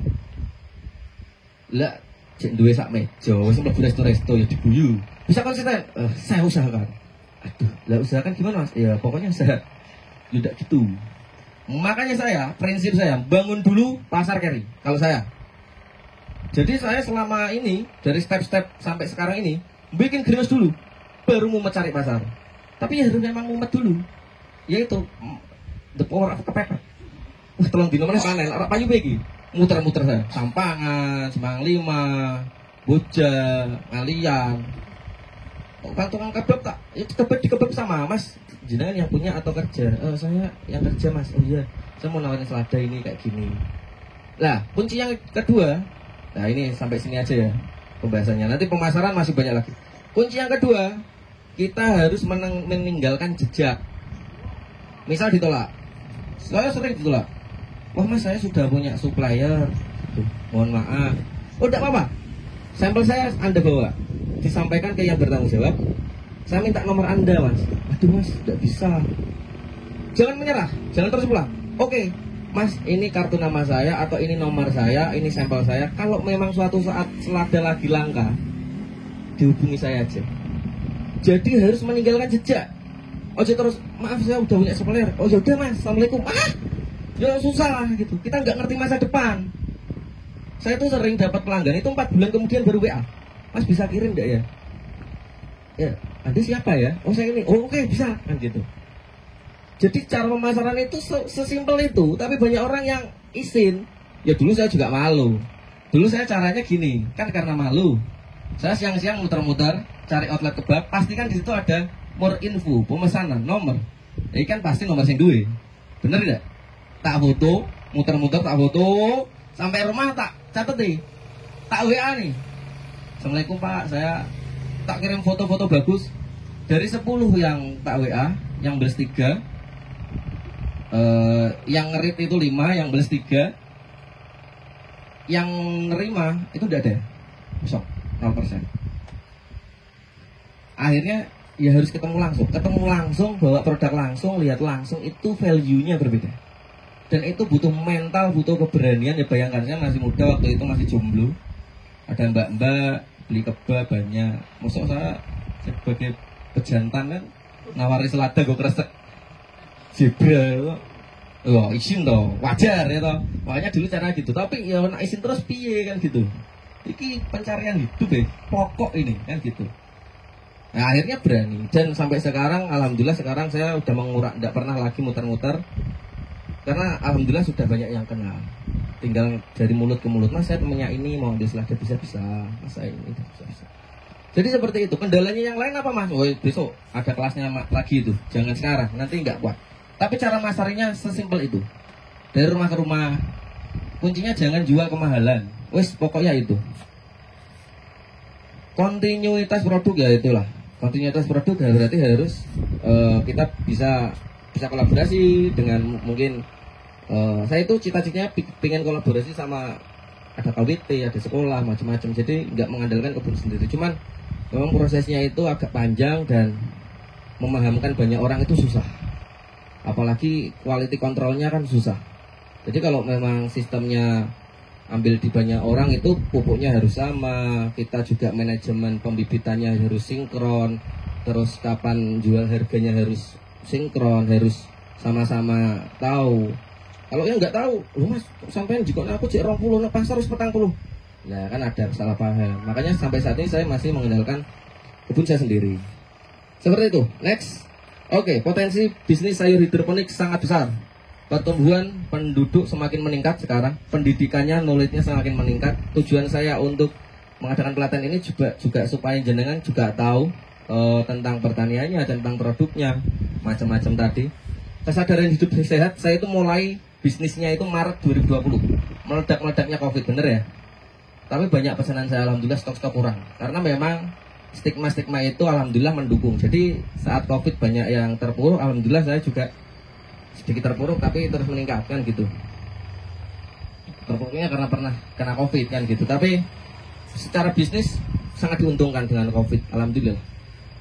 Lalu sosmed sekarang canggih. Sosmed sekarang TikTok, sekarang YouTube, sekarang ini semakin canggih. Kita bisa belajar gratis dimanapun. Jadi kita juga bisa memamerkan produk saya. Nah ini yang teman-teman yang magang-magang ini tahu kebun saya kan dari Instagram, dari TikTok kan gitu. Dari Tuban, ada yang dari UMM Malang, besok ada juga dari Muhammadiyah Jogja, Unsud. Yang dulu kampus-kampus tak daftar ditolak-tolak saya itu magang di punya aku. Ya udah apa-apa. Memang seperti itu terbalik.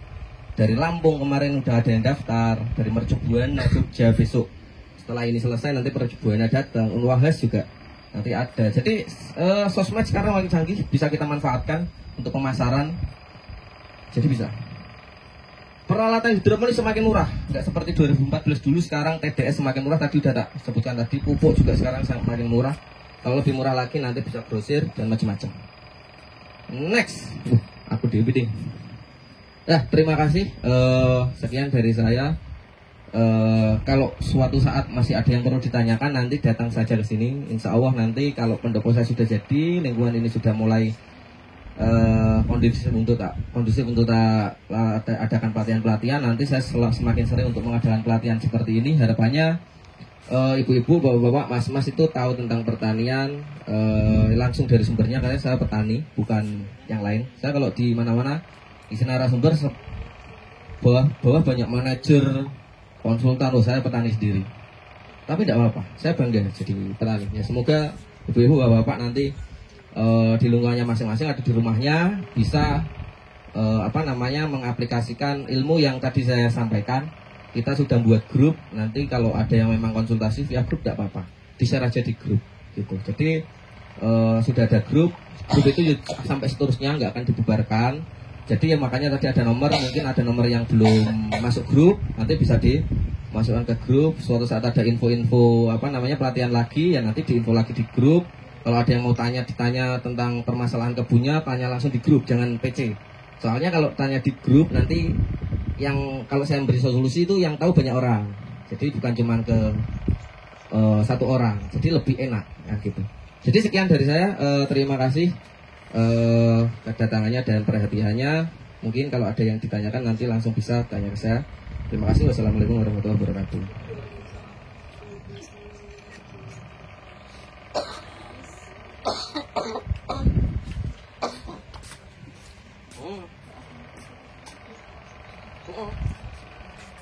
Baik, Bapak. Tes, oke. Baik, Bapak-bapak dan Ibu-ibu, sebelum kita melanjutkan ke acara selanjutnya, yaitu tur kebun, mungkin ada yang mau bertanya atau mungkin nggak setuju sama Mas Kafid tadi, mau berdebat sama Mas Kafid, mungkin kalau jangan mau konsultasi gitu terkait Mas. Kasihkan aja. Oh, Mas. Ya. Terima kasih atas waktunya. Assalamualaikum warahmatullahi wabarakatuh. Siang. Izin bertanya Pak Mas Hafid. Yang pertama, tadi saya apa saja ya Mas? Karena kemarin saya telat beli Abemik itu kemudian adanya ekoenzim di rumah. Saya coba kasih ekoenzim, katanya ekoenzim juga bermanfaat untuk tumbuhan dan banyak khasiatnya. Lah saya coba ekoenzim.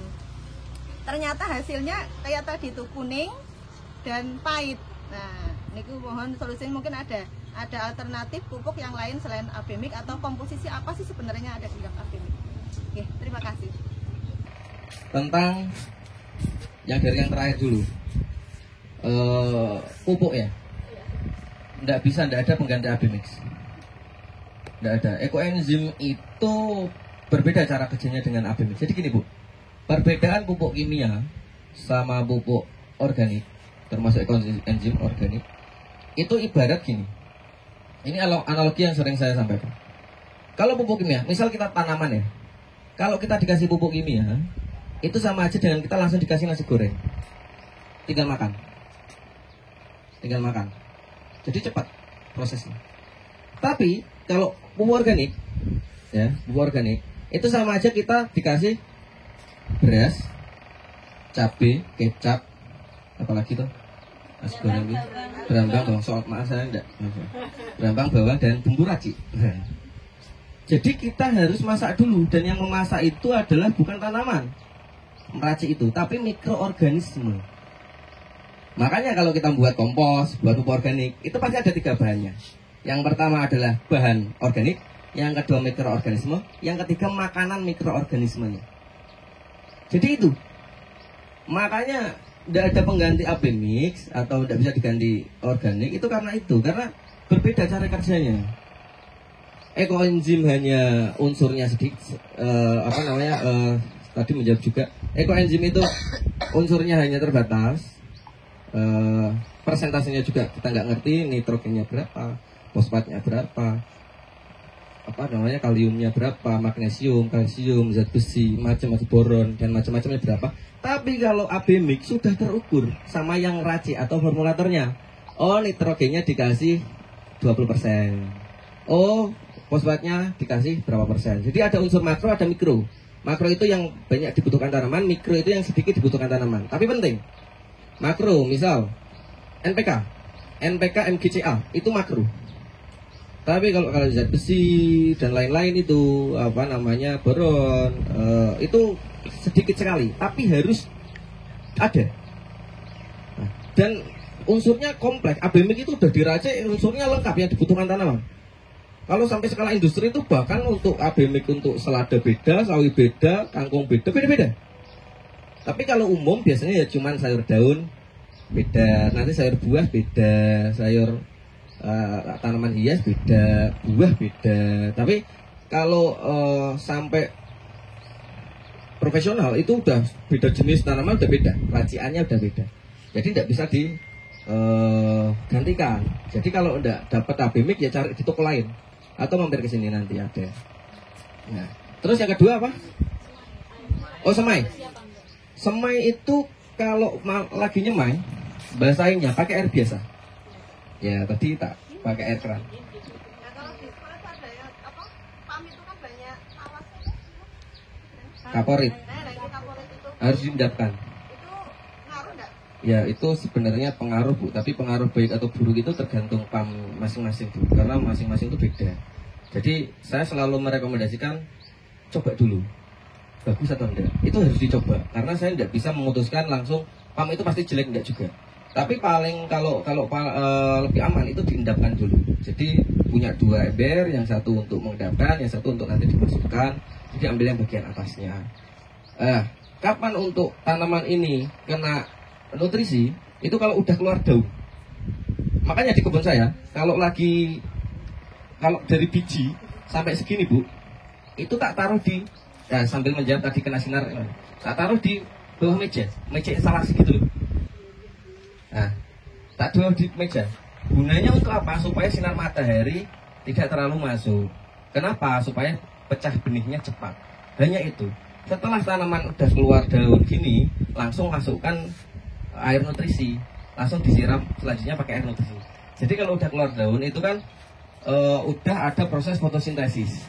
Nah, makanya harus terkena nutrisi. Nah, seperti itu. Kemarin saya diajari Pak, itu pakai pasir hitam katanya. Ya itu kalau masih biji. Ya. Ya enggak harus. Enggak harus gelap banget, Bu. Saya tuh kadang-kadang gini. Kalau gelap banget, misal dulu juga saya sama 2019 itu saya pelatihan selalu ngomong setelah semai nanti taruh di bawah kolong apa. Nanti takutnya kelupaan. Selisih sehari wes nanti kutilang, terus tinggi langsing. Mending kalau saya yang penting tidak terkena sinar matahari langsung atau di tempat yang teras gini tidak apa Bu, tapi tidak kena sinar matahari. Misal sini ya. Nanti kan kelihatan terus atau jangan di jendela atau di mana. Pokoknya yang kelihatan aja, tapi nggak terkena sinar matahari langsung. Kena lampu tidak apa-apa.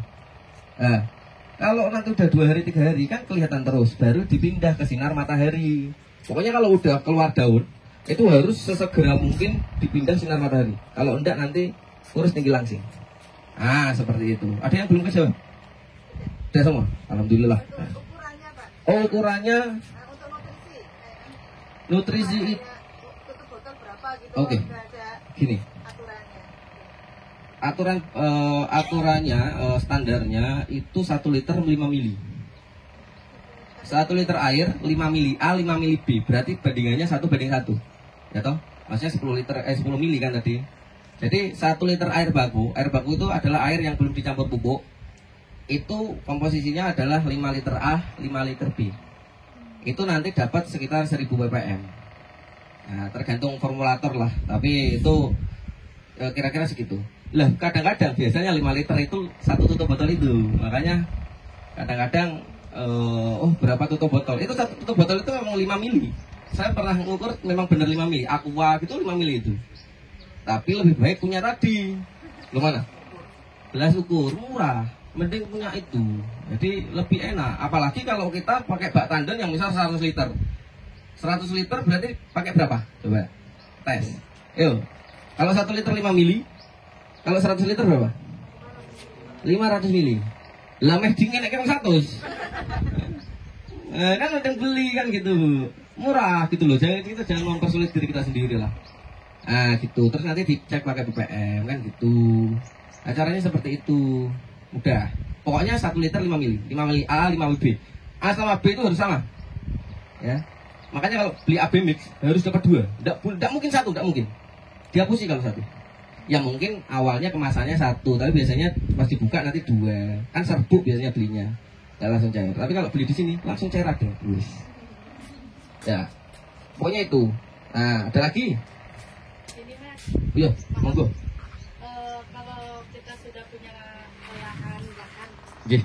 kebetulan kami punya KWT tapi masih sederhana. Terus kemudian WT apa Bu namanya di mana? perkapan. Wah, sangat barokah berarti. Amin. Terus ingin membuat tanaman hidroponik, itu ada pembinaan nggak? Kesana misalkan dari mulai bikin gitu, ada pendampingan nggak? Bisa nggak didampingi atau gimana gitu? Soalnya grupnya kan emak-emak, rada ribet juga pola pikir. Iya. Sebaiknya memang kita pakai pestisida yang bagus untuk perawatan itu. Kalau saya kadang baca atau browsing itu yang nabati. Ya, betul. Pertanyaan saya, nabati itu beli atau kita bisa buat sendiri? Terima kasih. Ya, terima kasih Bu. Dari mana Bu? Mendampingi seluruh KWT sekecamatan Mijen. Tapi itu masih mimpi karena sumber dayanya kurang. Saya lagi mengumpulkan pasukan sekarang.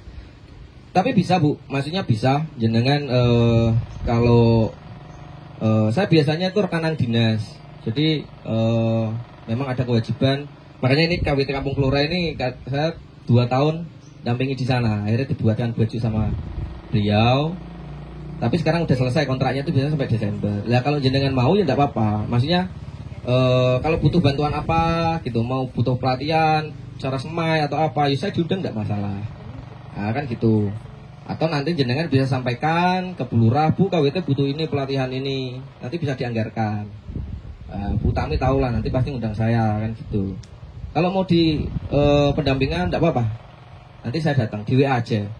Asal waktunya cocok, itu nanti bisa datang. Untuk masalah bayaran enggak usah. Saya ini Bu, saya masih belajar jadi free aja. Asal waktu saya free, jenengan free, kita sama-sama ketemu ya saya nanti sowan ke jenengan. Nanti belajar di mana atau belajar di sini bareng aja. Kemarin KWT Asifa dari Mangkang juga tak ajak ke sini belajar bareng. Jadi ya gitu, enggak apa-apa, bisa. Membuatkan kebun ya bisa. Kan gitu. Jadi saya bisa semua. Asal waktunya bisa. Ya.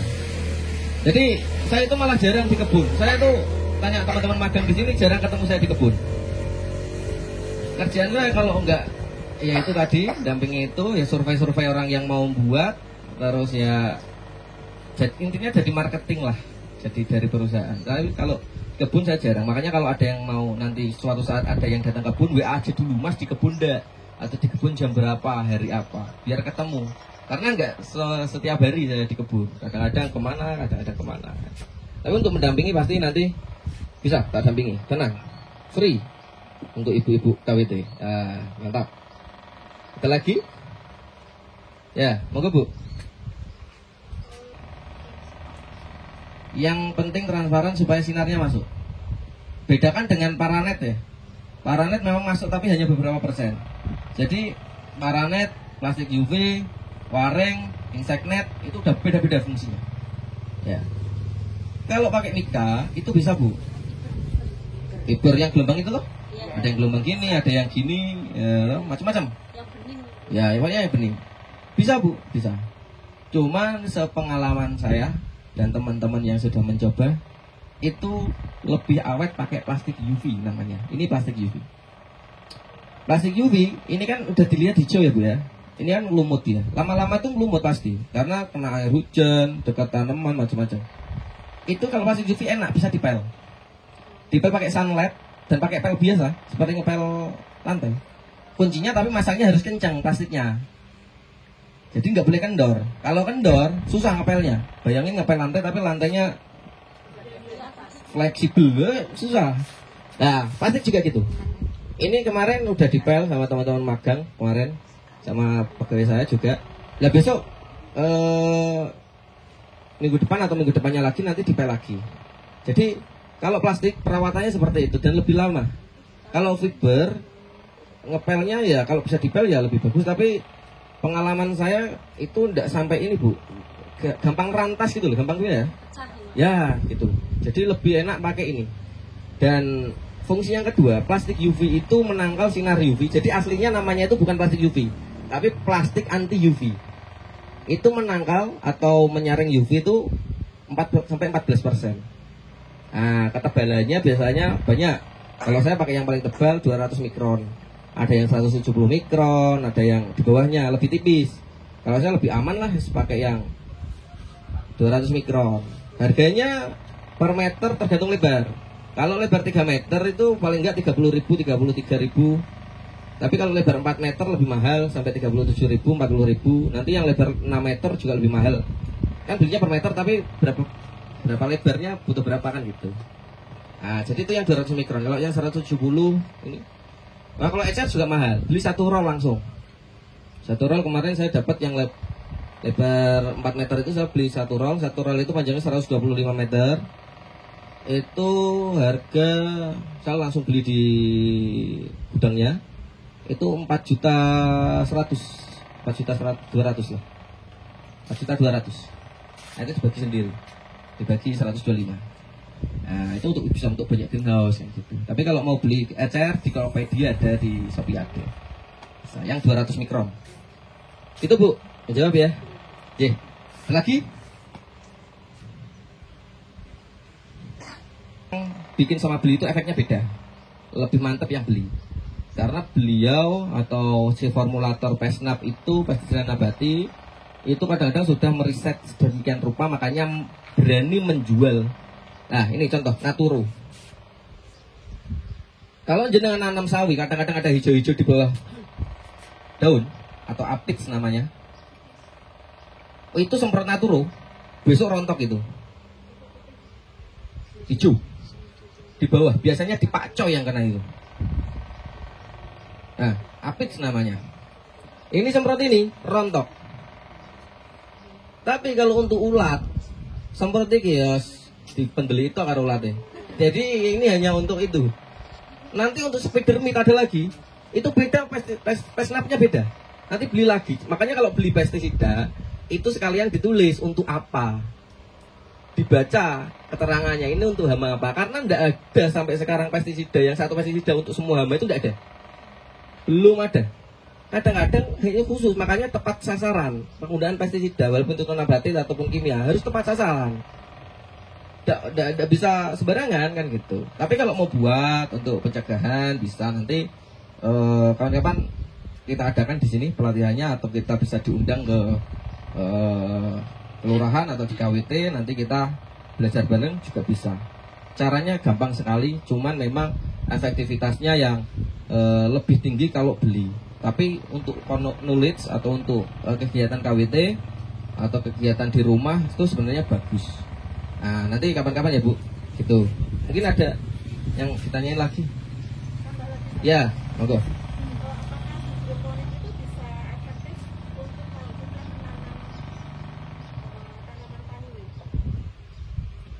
Tanaman vanili adalah tanaman yang tumbuhnya itu butuh waktu hidup yang sangat lama, Bu. Jadi sebenarnya bisa tapi tidak bisa. Gimana ya? Tidak bisa lah, jangan. Vanili itu tanaman yang bertahun-tahun, bahkan untuk sampai kita panen dari kecil itu bisa sampai 5 tahun, 3 tahun, 5 tahun, sampai optimal, sampai bisa diturunkan ke anak cucu kita. Saya belum menemukan model instalasi yang tepat untuk vanili. Jadi saya tidak bisa, lebih baik di tanah aja, pakai organik dan macam-macam. Itu pakai kuhi dan lain-lain. Jadi itu Bu. Dan vanili tidak berani kena panas secara langsung kan ya. Jadi seperti itu. Ya mungkin segitu. Kalau vanili gitu, vanili. Ya punya vanili Bu. Punya berapa ribu tanaman? Masih 300 ya bisa untuk passive income di kemudian hari. Mungkin ada lagi Bapak, Ibu-ibu yang mau ditanyakan? Ya silakan.